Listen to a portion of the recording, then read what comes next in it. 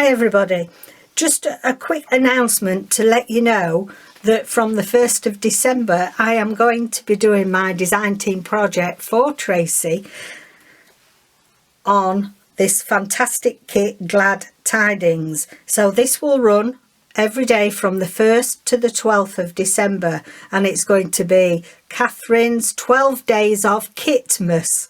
I'm really excited about it, and I want to give you some ideas, 12 different ideas of how you can use Tracie's kit. So by buying this one kit, there are so many variations and so many things that you can use it for, that hopefully I will give you a bit of inspiration, and it'll be fun. I really am looking forward to it.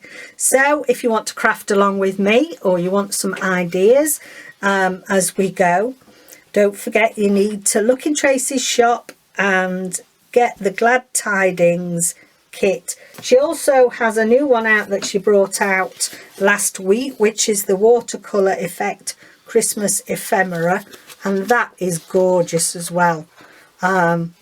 Absolutely stunning, both kits. If you can afford it, buy both.